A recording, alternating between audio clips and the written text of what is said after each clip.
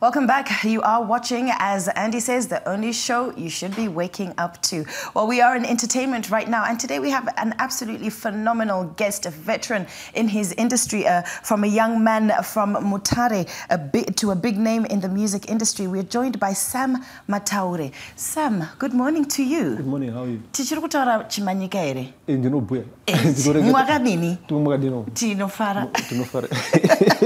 I just wanted to showcase that for Titch. That was for you, Titch, because Tirana Samanyika Tese. Yeah. Well, you know what? You have this amazing career. Your whole life has been a great journey, because I was reading on your CV, moving from one step to another, to another, to another. When did it all start? I mean, obviously from Mutaure. How did you get this love of music? Well, I don't know. I was just born with it, but because I was born in Sakuva, in Mutaure. And then from there, I started playing my boxes and tins. And that's how I started. And then I went to Sakuga Primary School. There was marimba. And then I started playing marimba. And then from there, I went to high school. And then there was no music. And then as soon as I finished high school, I dived straight into the music industry. Wow. Yeah, and it was tough. It was tough, eh? It was tough. Was it tough in terms of how people received you or your family? Because I know other parents would be like, I'm a guitar badari. What was the toughness of it? There was that issue of family, but in a very mild way. Okay. They believed Chukoro, which I still believe is true. Chukoro is right. And then also the society. Yeah, I know. It was like... Yeah. But you know what? You managed to push through with everything that you've gone through. And one of the biggest names, obviously, that we can associate you with is Mtukudzi, the late Mtukudzi. Yes. I mean, this is phenomenal. How did that journey start? Well, I met my parents, and you see, the thing is that when I was still growing up, my parents only allowed me to go to Sakuva Bad Hall to watch Tugu. Oh, right. Yeah. Because they were Tugu fans. I think so. Yeah. So later on in life, when I joined Tugu, it made sense. That's why my parents only allowed me to go and watch Tugu performing. And then I stayed with Tugu for 14 years. It was a wonderful journey. Yeah. And I miss Mudara, Yes. Mudara, he was just my boss. He was my good friend, I mean, I did run into you in the United Kingdom when Mtukudzi was playing in Birmingham, and I mean, I could see it was a friendship. Yeah. It was something that was so rich, you and him really going through. But you've also worked with Andy Brown. Yeah. As well, and Chiwaniso, some of the other names that you've worked with, so big. Was there any comparison or any difference in who you were working with? Yeah, I treasured every single person I worked with. Right. Everyone was very important to me, whether it was small artists or big artists, it didn't matter. Munu. That's how I look at it.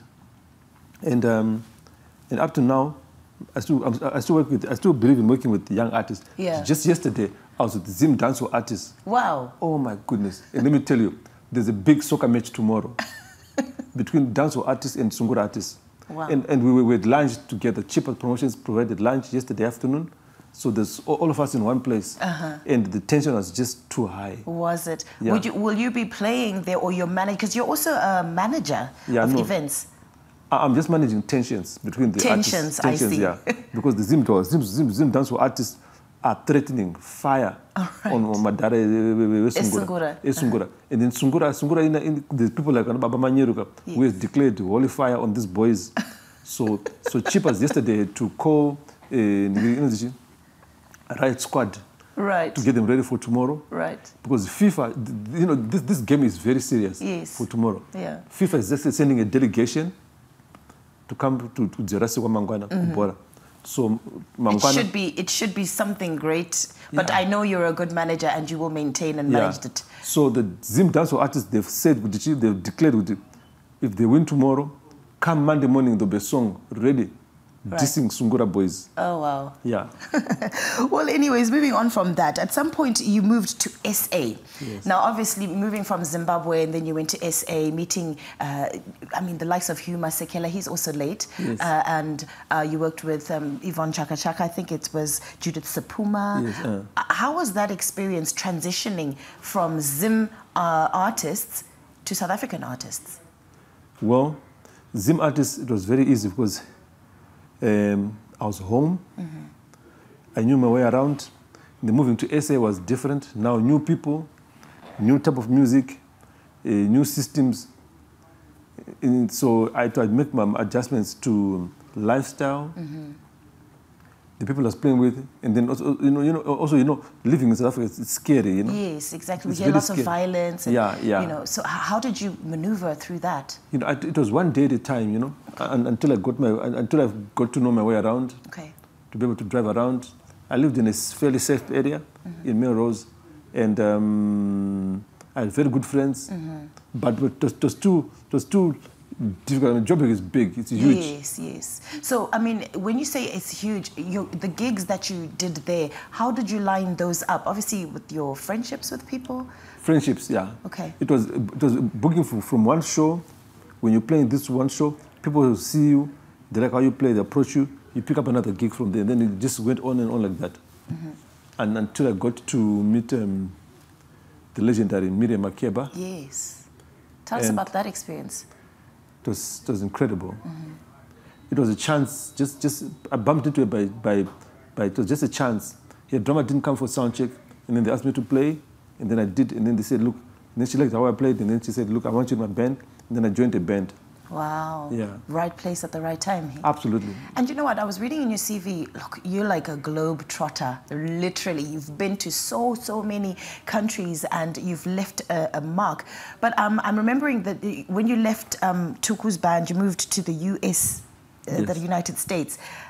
How was that journey? Tell us about that one. Yeah, when I left Tuku, I then moved to the US to join Dr. Thomas Mapfumo. Right. He's the one I'm working with now. Okay. Yeah.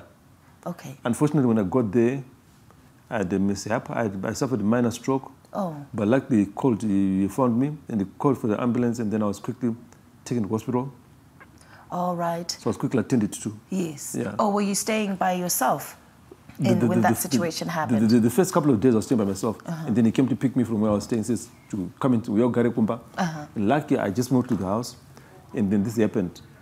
If this had happened, it would have been terrible. It would have been disastrous. Hey? Absolutely. So, I mean, look, it just looks like the hand of the Lord is upon you, obviously, because your gift and your talent has really opened doors and made room for you in this industry. So you being in the United States, obviously the mishap, and then coming back here, you're saying you're still working with Thomas Mapfumo. Is he there or he's here? And how are you doing that partnership? He lives in the United States. Okay. So I go there once in a while. I go there, spend some time, sort things out, and then come back home. Okay. Yeah. So going through your minor stroke, walk us through that experience. I mean, from being the drummer that you are, being able to do it fully with your whole self, to getting the stroke. I mean, can you still drum, or are you still drumming, or are you now managing? Which position have you taken? It's more of the management right now. Okay. The stroke, I'm still recovering because it affected my left side. So my left hand is one that I'm still working on. Okay. Yeah. And you're going for rehab for that? Yeah. Okay. But I'm taking it nice and easy. Yes. No rush. I'm not rushing to play drums. I mean, I still play drums in one-handed, if I can. Yeah. I think with your talent, I think you can actually. Yeah.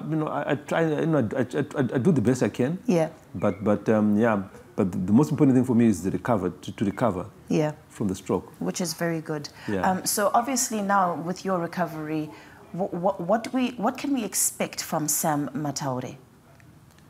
I'll be back on my feet soon. Yeah. And then back on the drum kit and play with as many artists as I can. And especially, I'm more interested in playing with the young artists. Yes. These up and coming artists. I was just about to ask you that, you know how music has really taken a different shift from when it was Kudara. Is the style of playing drums different? Or, I mean, are you mentoring some drum artists that are coming up? What are you doing in that aspect? I don't claim that I'm mentoring them. I just help them whenever they call on you? They call on me. I make myself available, meet with them. There's also young artist managers coming up. Okay. So I meet up with them, we talk, and share ideas, and I help where I can help to help them, Yeah. But there's new drummers, young, exciting, and I always tell them, take it easy. Yeah. Don't play to show off. Yeah. Take it nice and easy. Be a Zimbabwean drummer, you know. Don't lose the essence of the Zimbabwean. Yeah, exactly, because when you want to get out there, you realize, you know, I love jazz, but once I go out there, I don't talk about jazz. All right. I talk about Zimbabwe stuff. Yeah. You promote your country, your heritage, where you've grown. Because, you know, it's tough out there, you know, it's not easy. Yeah. Sam, you know what? I really commend you for your journey. I mean, starting from Mtukudzi drums to the person that you are today. I know that you have made a huge impact on many people, and you've worked with, you've rubbed shoulders with many great artists. So I say well done to you, and thank you so much for joining us this morning on Morning Rush. That was Sam Mataure, everybody. I mean, phenomenal man, and he is, you know, getting back on good health. And we expect to see much more of you. And please, on Saturday, when is it? Tomorrow. The dance hall. Yeah. Behave. Thank you so much for joining us on this entertainment segment.